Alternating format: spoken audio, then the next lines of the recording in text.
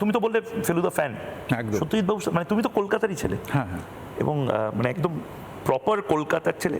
সত্যজিতের সাথে ছোটবেলায় কোনোদিন দেখার অপশন হয়? না না, ভয়ের চোটে আমি তো জেভিএসে পড়তাম। হ্যাঁ। তো আমার কিছু বন্ধু ছিল সেই সময়, তো তখন উনি মানে একদম শেষ দিকে বোধহয় উনি তখন, তো আমি সদ্য কলেজে ঢুকেছি, ওনার বোধহয় উনি বলছে চাই শোন না আজকে ওনার জন্মদিন, চল যাবি। আমি বলছি না না না না, ওনার কী যাবো ওনার বাড়িতে, মানে ওই এরকম একটা ভীতি ছিল আমার কাছে। যদি লার্জার দ্যান লাইফ কোনো পার্সোনালিটি কোনো বাঙালি থাকে, তিনি হচ্ছেন সত্যজিৎ রায়। আর আমি যত ওনাকে পড়ি, যত ওনাকে চর্চা করি, তত ভাবি যে ক্ষণজন্মা 100 বছরে একজনই সত্যজিৎ রায় আসে, তাও 100 বছরে আসে কিনা একজন সন্দেহ। তো আমাদের এই মানে যে ক্যানভাসে আমরা আজকে কথাটা বলছি, ফেলুদা পুজোর সাথে ফেলুদার একটা কানেকশন আছে, কিন্তু তার পাশাপাশি এটা নিয়ে আমি একটা লং ফরম্যাটে একটা আলোচনা করেছিলাম সমস্ত লোককে। আনফর্চুনেটলি সেদিন তোমরা দুজনই ছিলে না, গোয়েন্দাদের নিয়ে। বাঙালি কি এটা গোয়েন্দাদের গল্প বেশি দেখতে পড়তে পছন্দ করে, না গোয়েন্দা গল্পগুলো সেল হয় বেশি?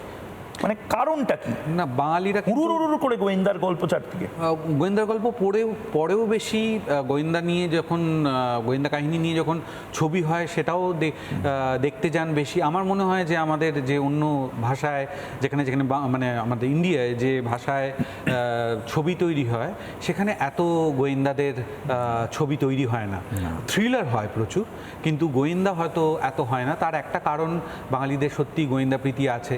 এটা নিয়ে আগেও অনেকে জিজ্ঞেস করেছে। আমার মনে হয় সেটা কি বলতো, যে গোয়েন্দা গল্পে যখন আমরা পড়ি পাঠক হিসেবে বা যখন দেখি, তখন তো নিজেদের গোয়েন্দা মনে করি, মানে ওই অনুসন্ধান কিন্তু আমিও চালাচ্ছি। আচ্ছা তাহলে কি এইটা, তাহলে কি এটার জন্যে যে মস্তিষ্কর দরকার হয়, সেটা হয়তো বাঙালিদের একটু বেশি আছে। দুটো খুব পাওয়ারফুল চরিত্র, জটায়ু এবং ফেলুদা। এটা কি মানে প্রতি মুহূর্তে কোনো প্র্যাকটিস করতে হয়েছে? কারণ তোমার ক্ষেত্রে আরও প্রবলেম, মানে তোমার সিমিলার হয়ে যাওয়ার একটা ভয়ঙ্কর চান্স, একটা একেনবাবুর সাথে আবার জটায়ু না হয়ে যায়, আবার জটায়ু দেখতে দেখতে একেনবাবু না হয়ে যায়, কনফ্লিক্ট অফ ইন্টারেস্ট। এটা যদি একটু বলো। এটা খুব ইন্টারেস্টিং। এটা আমার এই জার্নিটা আমি খুব এনজয় করেছি। দেখো, আমি একেনবাবু প্রথম করেছি। হ্যাঁ, যখন একেনবাবু প্রথম করেছি তখন আমি জানতাম না যে আমি কোনো দিন জটায়ু করব।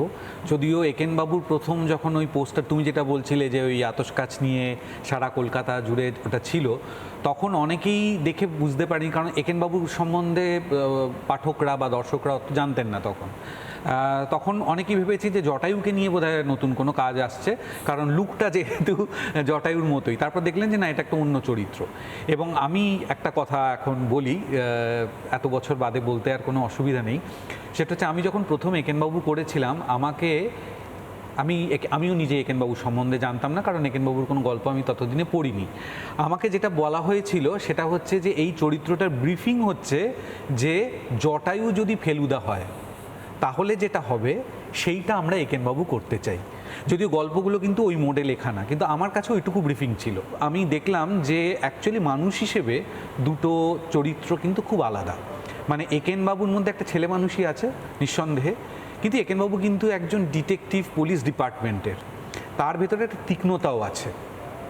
ওই ছেলে মানুষটাকে ও ইউজ করে, তার মানে যিনি মানে ওই মানুষটা কিন্তু শেয়ানাও আবার, মানে আমার ভেতর একটা কিছু আছে সেটাকে আমি ইউটিলাইজ করি, এটা তো শেয়ানা মানুষ ছাড়া পারে না। তো ওর মধ্যে অনেকগুলো লেয়ার আছে। আর জটায়ুকে কিন্তু আমার যেটা মনে হয়েছে, জটায়ু ভেতরে যা বাইরেও তাই, মানে ওর মধ্যে ওই জটিলতা নেই। খুব সরল, বন্ধুবৎসল একটা, মানে আদ্যপান্ত বাঙালি একজন মানুষ। কেউ যদি একদম প্রথম দিকে আমার একেনের পোর্ট্রেল দেখে 2018-তে, আর আমি রিসেন্টলি যা করেছি, কিন্তু অনেকটা সরে এসেছে তার হাবভাব। তুলে ব্যাট করছো তো এই হাসিটা, আমি তো বারবার বলছি, এটা হচ্ছে শালিমার স্পাইস মোমেন্ট। খুব স্পেসিফিক্যালি এই যে এই মহিলা মহল, সেই মহিলা মহলে তোমার যে হাসির, মানে উত্তম কুমারের পর অনেকে বলছে আরে উত্তম কুমারের পর অনেকে বলছে যে এই হাসির ফ্যান। হাসি সুন্দর হয়, মানে সহজ সরল জীবন, সহজ চিন্তা। যে একেনবাবু আমি আপনার প্রেমে পড়ে গেছি, বা জটায়ুর প্রেমে পড়ে। টেক্সট তো সবাই করতে পারে না, কারণ নাম্বার থাকতে হবে। হ্যাঁ, বাকিটা তুমি সোশ্যাল মিডিয়ায় দেখলে। শালিমার শেফ স্পাইসেস মোমেন্ট এটাই। মানে তুমি বলছো হয়, মানে এই স্পাইসি, এই তো তোমরা এই ছোট ছোট যে ক্লিপসগুলো ভাইরাল হয় সেখানে আমি দেখি তুমি এই স্পাইসি কথাগুলো বলো। কোনগুলো? আর এই রিপাবলিকে এসে তোমরা একটু- না না না, আমরা কিছু বলি না, তুমি বিশ্বাস করো, অনেক বড় একটা তা কনভারসেশন। এমনিতেই কি এআই দিয়ে হয়ে যায়? হ্যাঁ, এমনি কি হয়, পুরো আমরা অনেকটা বড় একটা কথা বলি, তার মধ্যে যেই জায়গাটুকু ওই স্পাইসি লাগে সেই জায়গাটুকুকে কেটে বিভিন্ন জায়গায় পোস্ট করে। নানা ধরনের কন্টেন্ট দেখার জন্য লাইক করুন, শেয়ার করুন আমাদের ফেসবুক পেজ, সাবস্ক্রাইব করুন আমাদের ইউটিউব চ্যানেল। পাশাপাশি অন্যান্য ব্রেকিং নিউজের জন্য অবশ্যই চোখ রাখুন রিপাবলিক বাংলায়।